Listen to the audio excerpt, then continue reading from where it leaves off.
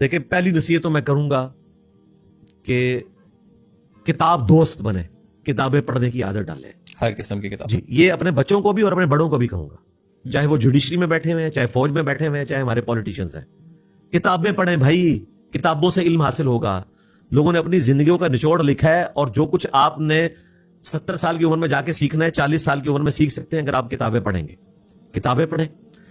پھر ہر فیلڈ کا جو ایکسپرٹ ہے دنیا میں جس کو مانا جاتا ہے ان کو سنیں, چاہے وہ آپ کو برا لگتا ہے اچھا لگتا ہے, آپ کے ریلیجن سے وہ نفرت کرتا ہے محبت کرتا ہے, اس چیز کو چھوڑیں. آپ کی پولیٹیکل ایفیلیشن اس کے ساتھ ہے یا نہیں ہے ان کو سنیں, ان ایکسپرٹ سے آپ نالج حاصل کریں کہ آپ کا پرسپیکٹو ذرا بڑا ہو. جی بڑا.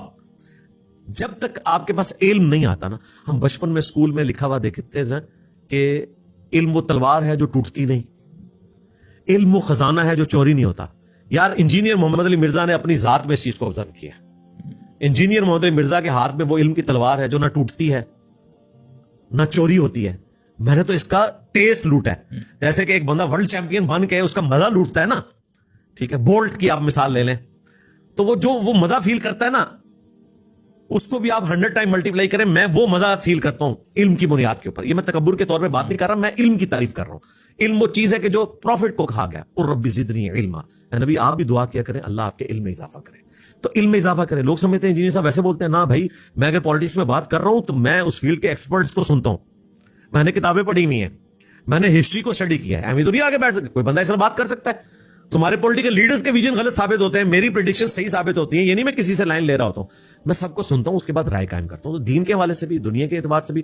باقی میں اکثر اپنے اسٹوڈنٹ سے کہتا ہوں کہ اگر آپ کے والدین کسی کاروبار کے ساتھ وابستہ ہیں تو کاروبار کے ساتھ اٹیچ ہونے میں کوئی اپنے لیے ڈیگریڈ ہونا تصور نہ کریں.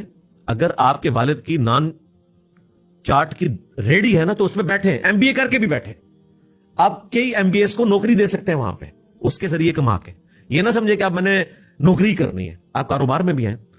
اور جب سے یہ فری لانسنگ والا ایک معاملہ شروع ہوا ہے بنگلہ دیش میں اس وقت 6 ملین سے زیادہ لوگ اس کے ساتھ وابستہ ہیں. پاکستان بھی ٹاپ کے 10 ملکوں میں آ چکا ہے. حالانکہ ہماری جتنی آبادی ہے نا ہمیں ٹاپ 3 میں ہونا چاہیے. جہاں جو بے روزگاری والا معاملہ ہے تو آپ سکلز اس طرح کی حاصل کریں, تعلیم کے اوپر توجہ دیں. تعلیم کے بارے میں زیرو ٹالرنس. میں یہ نہیں کہتا ڈگری نہیں آپ نے حاصل کرنی, لوگ کہتے ہیں ڈگری چھوڑیں جی اسکل سیکھیں. ڈگری بھی حاصل کریں بھائی, میری ڈگری ہے جس نے ان سب کو آگے لگایا ہوا ہے. اگر میں میکینیکل انجینئر نہ ہوتا تو صرف اسکلس کی بنیاد پہ تو میں اپنے مخالفین کو اس طرح علمی طور پہ الٹ نہیں سکتا تھا. میں نے یونیورسٹی میں نوٹس بنایا کرتا تھا, وہ اسکلس آج تک میرے کام آئی ہیں کہ میں اتنی بڑی بات کو جو سینکڑوں صفوں پہ سمیٹی جاتی ہے 1 گھنٹے میں 1.5 گھنٹے میں ہر اینگل سے گفتگو کر کے اسے پوائنٹس کی شکل میں بیان کر دیتا ہوں. یہ اسکل میں نے انجینئرنگ سے حاصل کی. پھر علماء کے ساتھ بھی رہا, کتابیں آج بھی میں پڑھتا ہوں. تو ہر اعتبار سے اپنے آپ کو ایجوکیٹ کریں, چاہے وہ ایجوکیشن آپ کی کتاب کے ذریعے ہو, ایکسپرٹس کے ذریعے ہو, یا آپ پریکٹیکل فیلڈ میں جو لوگ ہیں ان کے ساتھ بیٹھیں. اور محنت میں عظمت ہے. یاد رکھیے گا انٹلیکچوئلز فیل ہو جاتے ہیں, محنتی بندہ کبھی فیل نہیں ہوتا.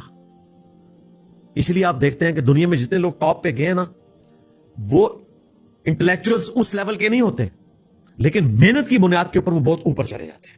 اور اگر وہ انٹلیکچوئل بھی ہوں اور محنتی بھی ہوں وہ تو پھر اتنے جینیس بنتے ہیں کہ تاریخ میں آپ ان کی مثال نہیں دے سکتے. مثلا میں ریلیجیس پرسنالٹی ایک اس کی مثال دوں گا, مولانا مودودی. انٹلیکچوئل بھی تھے اور جینیس بھی تھے اور محنتی بھی تھے. یہ کوئی بندہ ہوتا ہے جس میں یہ ساری چیزیں ایک جگہ جمع ہوتی ہیں. تو آپ اگر انٹلیکچوئل نہیں بھی محنت کے ذریعے آپ انٹلیکچوئلس کو پچھاڑ سکتے ہیں. تو آپ یہ محنت کریں اور پاورٹی سرکل سے خود بھی نکلنے کی کوشش کریں, اپنے غریب رشتہ داروں دوست احباب کا بھی خیال رکھیں, اور اللہ سے مدد بھی طلب کریں. اللہ تعالیٰ آپ کی مدد کریں.